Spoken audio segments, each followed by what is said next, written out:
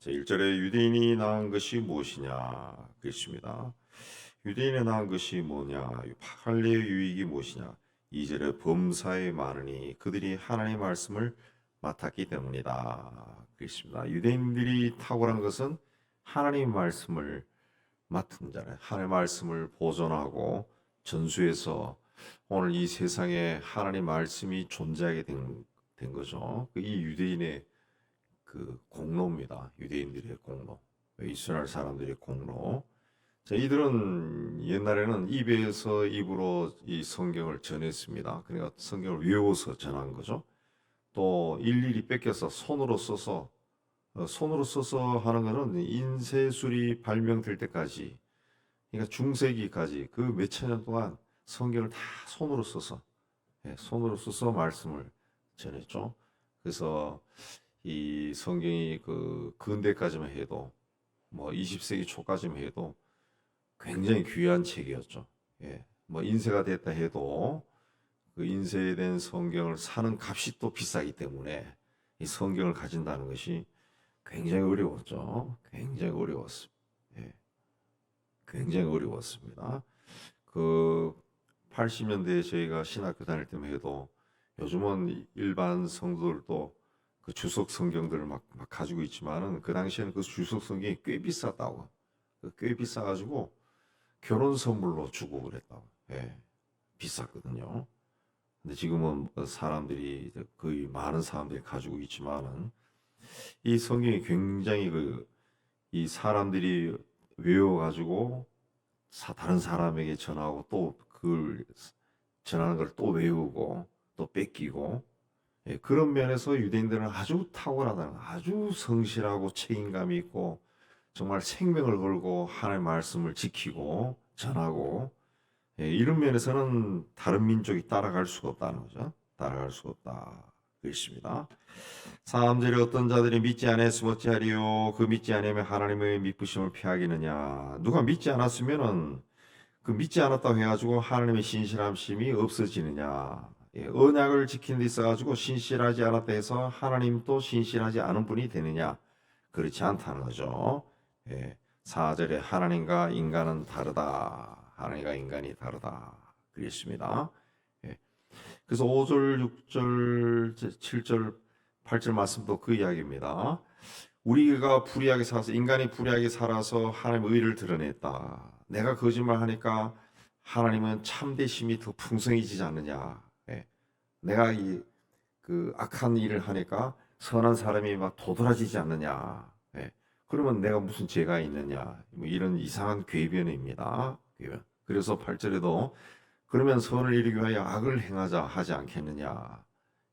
이 궤변이죠. 그러나 그렇게 하면은 정죄받는, 심판받을 뿐이다. 그래서 하나님과 인간은 다르다는 거죠. 하나님은 창조주고 심판하는 자다. 그래서 인간은 뭐냐? 9절에 다 죄 아래에 있다. 다 죄인이라는 거죠. 뭐 유대인들이 하나님의 말씀을 전하는 것은 탁월했지만 그들도 죄인일 뿐이다. 죄인일 뿐이다. 죄 아래에 있다. 그렇습니다. 그 죄 아래 있는 자들이 어떤 형편이냐? 이제 그 10절부터 18절까지 쫙 나옵니다. 여기 보면은 그 목구멍, 혀, 입술, 입, 발, 뭐 다 있습니다. 신체 기관 전체가 나오는데, 인간의 몸은 인간의 마음, 10절부터 보면 인간의 마음부터 선악간의 행위, 그부터 생각하는 것부터 이 인간의 몸, 목구멍, 눈, 코, 이 뭐 모든 것이 다 죄에 절어 있다. 소금에 절어 있듯이 다 절어 있다. 병들었고 타락하고. 근데 인간의 본성을 추적해 들어가면 얼마나 타락한 존재인지 다 나오는 것 같아요. 우리도 마찬가지입니다. 우리가 예수 믿고 살지만은 우리를 만약에 어떤 기계적으로 막 이 파헤쳐 들어간다 그러면은 우리 속에 있는 저 밑바닥에 깔려 있는 막 이 오물들도 막 영적인 오물들이 막 드러날 거예요. 당들. 인간은 그 죄 아래 있다는 거죠. 죄 아래 있다. 그래서 19절에 가면은, 자, 이런 상황이 어떤 거냐.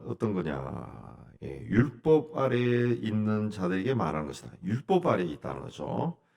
율법으로 봤을 때 인간의 그 목이나 목구멍이나 입술이나 입이나 발이나 모든 것이 다 죄라는 거죠. 죄.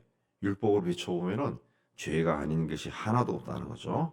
그래서 20절에 율법으로는 죄를 깨닫는 것이다. 그 율법은 죄를 깨닫게 하는 것이다. 그 율법 그랬을 때 뭐 모세오경, 모세율법 그 굉장히 복잡하지만 쉽게 하면 십계명, 그럼 십계명에는 아주 구체적으로 그 무엇이 죄인가, 이 계명을 지키지 않으면 그 죄다 그 나오죠. 예. 그 이제 그걸 보면서 아 이게 죄구나. 살인하지 말라, 뭐 도둑질하지 말라. 이게 죄네. 이게 죄라는 걸 깨닫는 거죠. 예. 그러니까 아직 죄가 뭔지 모르는 아이들도 이 십계명을 읽으면은 아 이게 죄구나 깨닫게 된다는 거죠. 이 아이들도. 아이들은 죄가 뭔지 아직 이 의식이 발달하지 않아가지고 잘 모르죠. 그래서 우리나라에도 촉법 소년이라고 하는 제도가 있잖아요. 몇 살 밑에는 그 죄를 지어도 묻지 않는 거. 그것도 또 이 찾아보면 우리나라만 있는 이상한 법이라 그러더라고요. 예. 외국에는 뭐 10살 미만이 뭐 장난치다가 사람을 죽여도 똑같이 형벌을 받는다는데 우리는 그게 또 없어져 버려요. 그 죽은 사람만 억울한 거죠. 예. 그 율법으로는 자기 죄를 깨닫게 된, 자기 죄가 뭔지 발견하게 되고 깨닫다. 예. 그 율법으로 보면은 구원이 임할 수가 없다는 거죠. 다 죄야, 다 죄예요. 근데 21절에 보면은 그래서 율법 외에 하나님의 한 의가 나타났다. 이 율법과 선지자들에게 증거를 받. 율법과 선지자들이 그 의에 대해서 이야기했었다는 거죠. 그게 뭐냐? 22절에 예수 그리스도를 믿는 것이다. 예수 그리스도를 믿는 것이다. 남자든 여자든 학식이 있든 없든 나이가 많건 적건 지식이 있든 없든 예수를 통해 예수 그리스도를 믿음으로 말미암아 얻는 하나님의 의다. 차별이 없다. 이 의는 차별이 없다. 그렇습니다. 그래서 23절에 모든 사람이 죄를 범하였으며 하나님 영광에 이르지 못했다. 모든 사람입니다. 차별 없이 모든 사람이 다 죄를 지었다는 거죠. 예외가 없다. 다 율법 아래 있고 죄 아래 있다는 거죠. 예. 근데 예수를 믿는 사람은 하나님의 의다. 예. 하나님의 의다.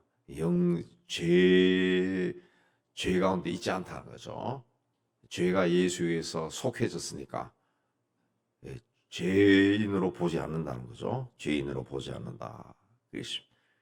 그래서 24절에 그리스도 예수 안에는 속량으로 말미암아 하나님의 은혜로 값없이 의롭다 하심을 얻은 자 되었다. 그리스도 예수 안에서 의로운 자가 됐다.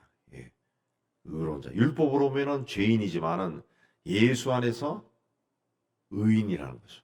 의로운 자. 죄인이 아니다. 그래서 죄인이 아니다. 이건 뭐냐?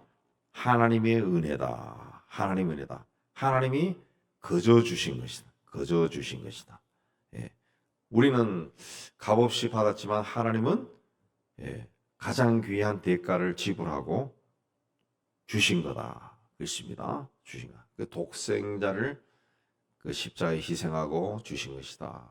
그렇습니다.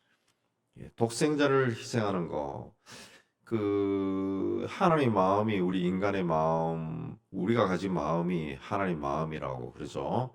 하나님의 형상을 따라, 품성을 따라 우리가 인간을 지었기 때문에 우리가 느끼는 마음들이 하나님의 마음과 거의 같죠.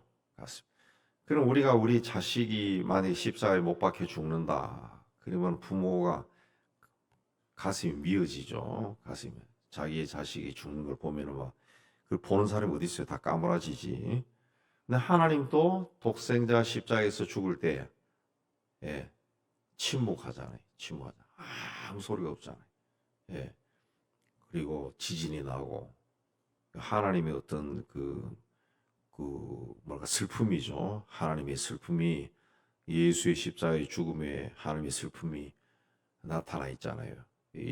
예수께서 엘리 라마 사박단이라고 외칠 때 그 슬픔이죠. 아무 말이 없는 게 하나님의 슬픔이죠. 그걸 그 예수라는 영화인가 나사렛 예수가 그 영화에 보면은 하늘에서 그 비가 내릴 때 눈물이 하나 또 큰 눈물방울이 하나 땅에 딱 떨어지는 걸로 표현했죠. 그 참 감독의 어떤 인사이트가 참 대단한 건데 눈물방울이 하나 딱 떨어져요. 그러면서 비가 막 唰 쏟아지죠. 그래서 이게 하나님이 눈물을 흘린다는 표현이죠. 하나님. 예. 그걸 통해 가지고 우리를 속량해 주었다. 그렇습니다. 예. 그래서 25절에 이 예수를 하나님이 그 피로써 믿음으로 말미암는 화목제물로 세우셨다. 그 피로 십자가의 피로 희생한 거죠. 십자가의 피를 흘린 거죠. 그걸 믿었을 때 예, 의가 된다는. 그래서 예수를 화목제물로씩 세웠다. 화목제물로 예, 제물로 그 인간과 하나님 사이에 그 닫혀있던 문을 여는 역할로 세웠다는 거죠. 예. 하나님을 세웠다. 우리가 지난 주일에도 우리 복음서에 예수께서 세례받을 때 하늘이 열렸다. 그죠? 그 전까지는 하늘이 닫혀 있었다는 거죠. 하늘이 닫혀서 은혜가 없었지만은 예수께서 오시면서 하늘이 열리면서 하나님의 은혜와 생명과 평강과 능력이 예수를 통해서 세상에 임하게 된 거죠. 임하게 된 거죠. 예. 화목제물이 된 거죠. 그래서 하늘문이 열린 거죠.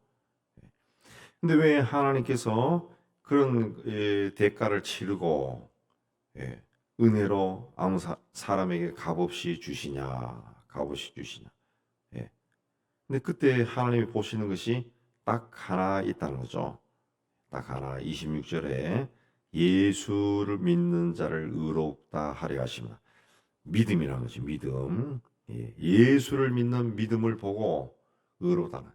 하나님은 독생자를 희생했어요. 하나님 편에서 봤을 때는 굉장히 귀한 겁니다. 엄청난 일을 행한 거예요. 근데 그걸 믿는다는 거죠. 그거는 그 믿는 사람이 얼마나 귀하겠어요. 얼마나 귀하겠어요. 얼마나 이뻐 보이겠어요. 그 예수 안에서 우리를 의롭다 하신다는 거죠. 율법 아래에서는 믿음이 없고 심판과 저주가 있다. 심판과 저주. 그래서 믿음이 없다. 의인은 없나니. 의인은 없다. 그렇습니다. 그래서 28절에도 사람이 의롭다 하심을 받는 것은 율법의 행위가 아니라 믿음으로 되는 줄 우리가 인정한다. 믿음이다. 믿음이다. 그렇습니다. 근데 유대인들은 그 율법을 자랑한다. 율법 아래서 살면서 율법을 자랑한다. 그렇습니다. 근데 21절에 자랑할 데가 어디 있느냐. 그렇습니다. 있을 수 없다. 예. 믿음으로 의롭게 된다. 그렇습니다. 근데 그 유대인들은 이제 이 율법을 자꾸 지키는 걸로 자랑한다는 거죠. 예. 그러니까 율법이 굉장히 많거든요. 율법을 지키는 걸 자랑한다라고 해서 율법을 지키는 것이 어렵다는 겁니다. 그러니까 하나라도 내가 율법대로 살면은 우쭐해지는 거죠. 우쭐해지는 거죠. 그게 굉장히 어려운 거니까. 예. 예를 들어서 그 일주일에 하루씩은 금식해야 된다. 예. 그게 딱 있다. 유대인 사회는 일주일에 하루 금식하죠. 그게 있는데 그걸 금식하는 게 쉽지 않죠. 근데 그걸 그때마다 딱딱딱딱 한다. 그러면 우쭐해지는 거죠. 우쭐해지는 거죠. 예. 그러니까 율법으로 자랑한다는 거죠. 근데 자랑할 것이 없다. 이제는 율법을 지켜서 되는 것이 아니라 믿음으로 의롭다 하심을 받게 되었다. 그리고 유대인이나 이방인이나 29절에 그것도 중요하지 않다. 할례 받았냐? 할례 받지 않았냐? 이것도 중요하지 않다. 믿음으로 의롭다 하실 하나님은 한 분이다. 있습니다. 예. 그리고 31절에 그런즉 우리가 믿음으로 말미암아 율법을 파괴하나 그렇다 해가지고 믿음만 믿습니다 그러면은 율법을 무시해도 되느냐? 그게 아니다. 그 믿을 때 율법의 오히려 든든히 세워진다. 예. 정말 믿는 사람은 정말 하나님 앞에 경건하게 살려고 하고 예수께서 내 죄를 위해서 십자가에서 죽으셨다. 이게 은혜로 내 안에 그대로 들어온 사람, 그 깊게 심어진 사람은 오히려 십계명을 철저하게 지킨다는 거죠. 철저하게 지킨. 더 철저하게 지킨다는 거죠. 아, 예수님이 이 죄 때문에 내가 이런 것도 못 지키니까 십자가에 죽으셨구나. 더 철저하게 지킬 수밖에 없다는 거죠. 예. 그러니까 믿음이 율법을 넘어선다. 그렇습니다. 그래서 의인은 믿음으로 말미암아 산다. 이제 우리는 율법 아래가 아니라 믿음이다. 그래서 이 성경에도 다르게 달리하면은 이 성경 자체가 다 율법이죠. 율법. 예, 율법입니다. 근데 이걸 우리가 율법 아래에서 살면서 율법의 지배를 받는 것이 아니라 우리는 이걸 믿는다는 것이 믿는다. 믿음으로 받아야 돼. 믿음으로. 율법은 강제적인 조항이지만은 믿음은 은혜죠. 은혜. 내가 은혜를 받았기 때문에 주님이 나를 위해 십자가에 죽으셨기 때문에 희생하셨기 때문에 그 은혜에 감사해서 나는 더 하나님 앞에 경건하게 살고 거룩하게 살기 위해 애를 쓴다는 거죠. 이게 우리를 의롭게 한다. 이렇게 살 때 그리스도 안에서 새로운 피조물이 된다. 그 말씀입니다. 그래서 의인은 믿음으로 살아야 된다. 의인은 믿음. 의인이 뭡니까? 오늘 이야기하면 우리 예수 믿는 사람입니다. 예수 믿는 사람들은 믿음으로 살아야 된다. 그 믿음은 뭐냐? 믿습니다 하는 그 표현으로 믿습니다가 아니라 이 성경을 믿는 믿음이에요. 성경을 믿는 믿음. 예. 그 믿음으로 사는 것이 우리 믿는 사람이다. 그렇습니다.